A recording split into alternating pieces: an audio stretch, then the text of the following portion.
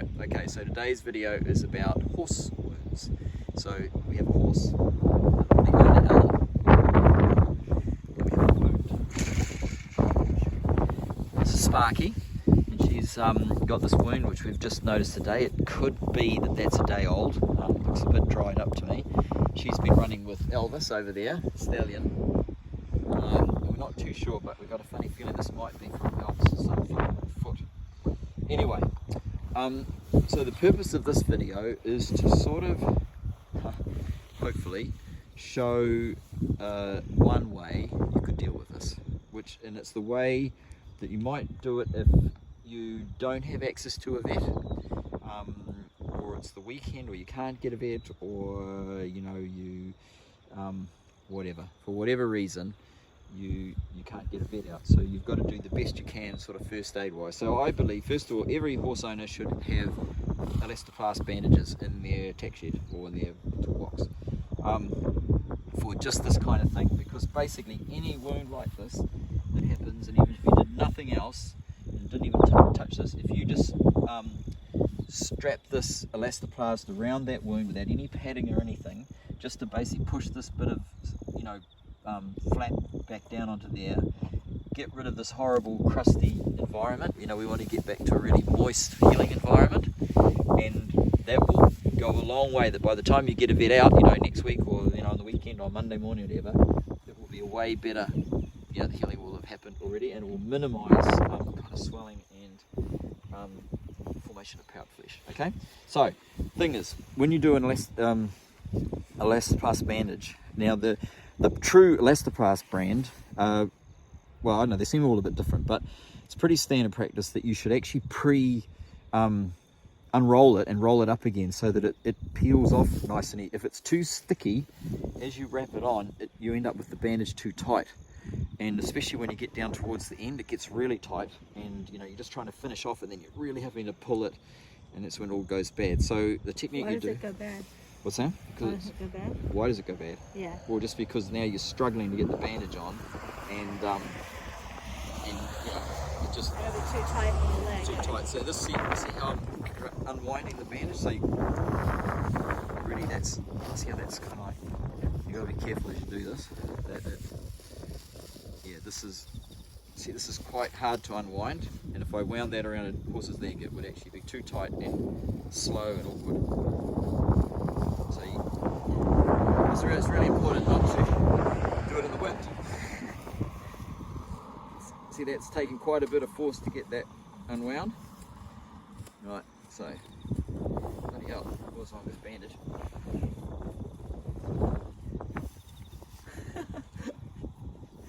Okay, I have to edit some of this out.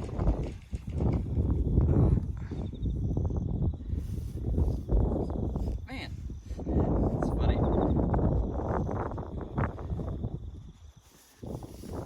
You're right. Okay. That's the end, isn't it? Yeah, that's the end. All right, so then, without letting Keep tension. Keep tension. Okay, well, I don't want too much tension. So then you roll it back up.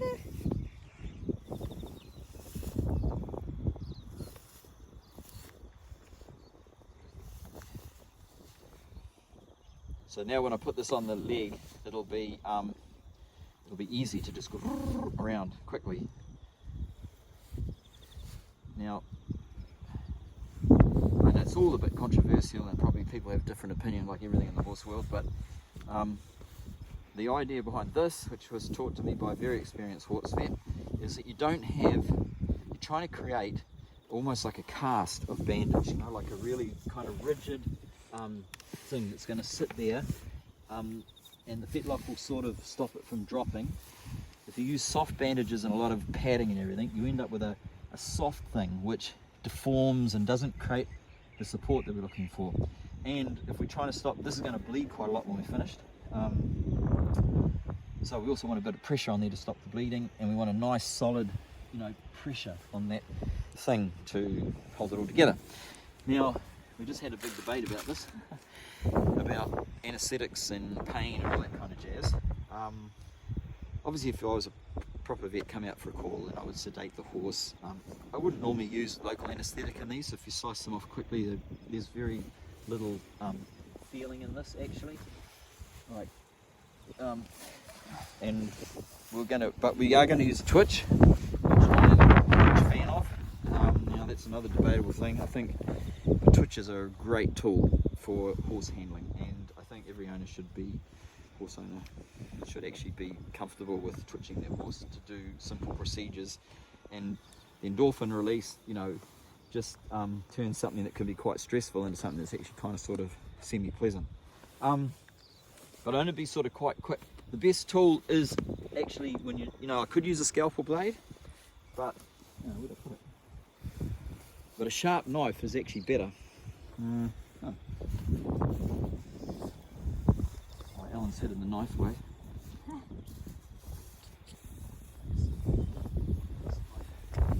So good quality sharp knife, because it's just easier to handle the blade, and I can come in and just slice that off pretty quickly.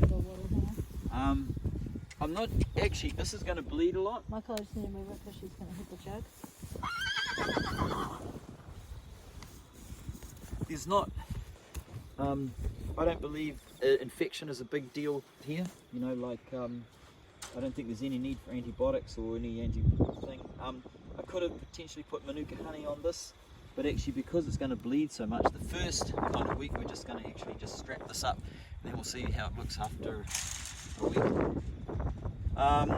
Also normally clip or just with a pair of scissors the hair around the edges so that you don't have hairs dangling into the wound, but I'll just do that. She's still kind of, we'll chuck the twitch on, quickly clip the hair, slice that off, and then bandage it up. I'm going to bandage straight over the top of this, try to blood here, but I'll worry about pushing it off, because it's actually going to get all covered in blood again, and this is the first stage of this process.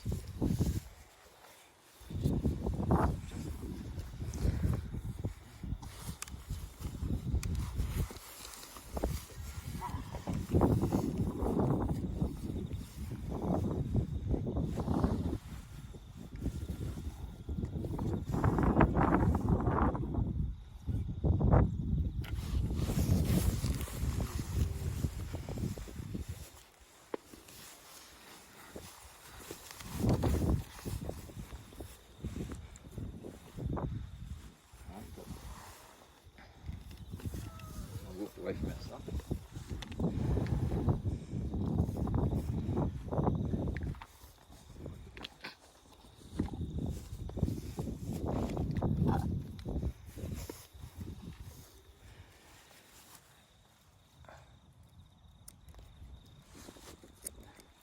There's not actually really much significant here to worry about.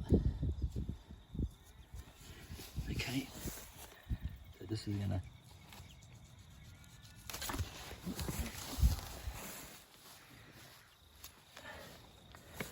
I'm kind of pretty happy with that. There's sort of a little funny bit there.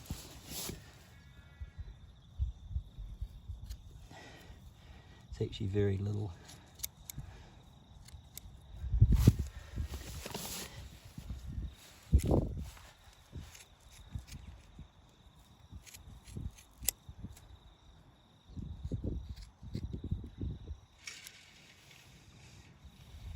Already it looks like obviously a heap better.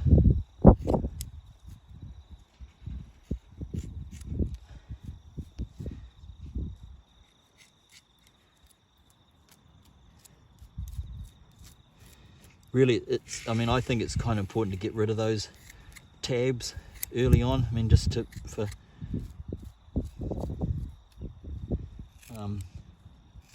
speed of healing.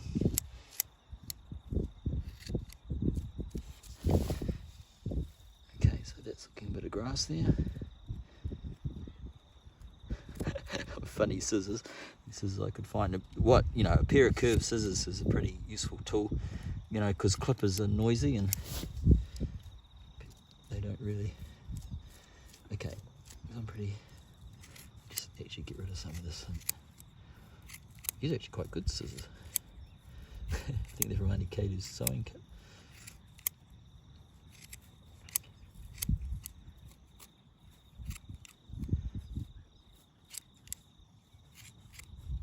Blood is good, you know, like blood's what's kind of.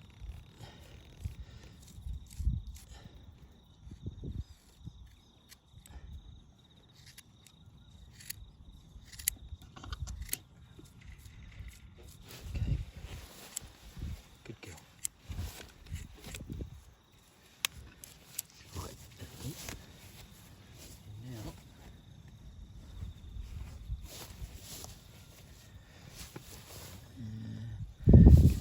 And I start, and the key really is to try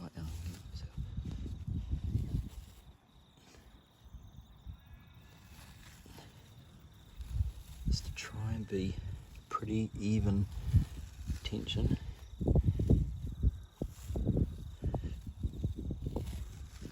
You use those.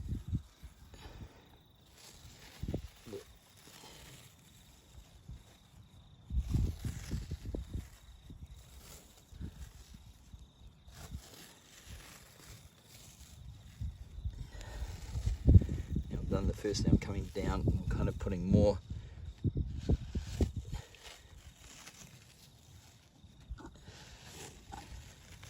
See how, because we've unrolled that bandage, it kind of, and see, this is the situation where if I was struggling to unwind the tape, I'm going back over, that's the area here where the thing is.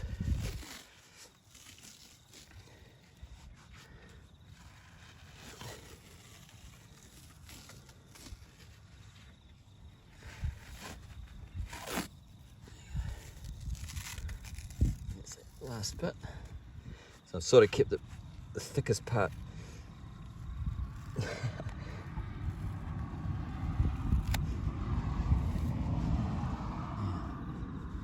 Okay, so I'm pretty happy with that, and see how it's quite a, you know, like a pretty, it's, sort of like 3 or 4 layers of stuff there, so it's quite a rigid thing.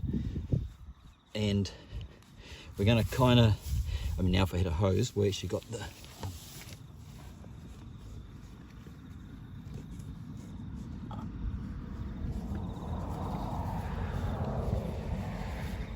loving it.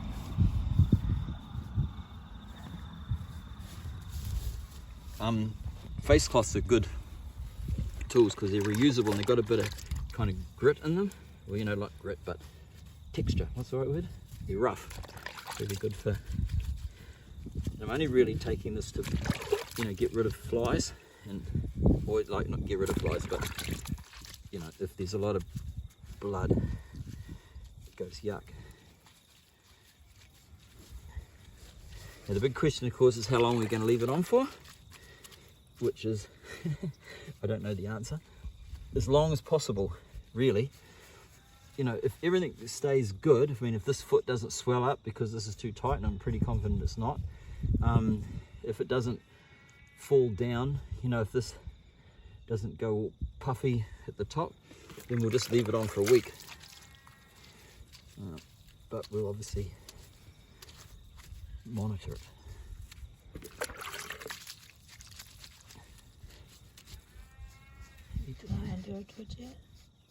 Just want to bend that. Maybe we're a little bit high with that bandage. Good girl. No, that's okay. All right, yeah, take a touch off. Good girl. Yeah, it's a good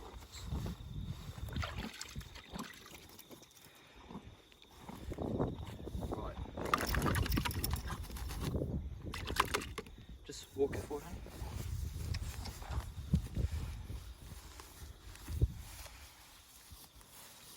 Okay, antibiotics.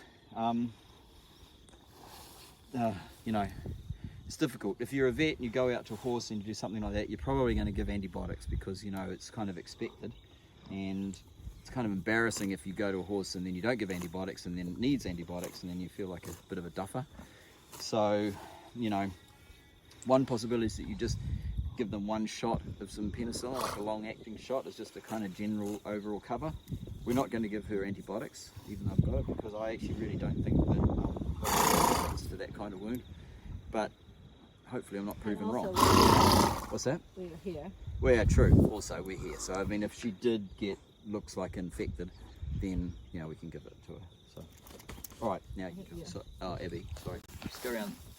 Actually, I didn't really comment on this. Now, see, I've ended this bandage here, and I actually kind of thought about it. I don't normally do that. Like, see, because if it peels like this, it will, you know, it peels backwards.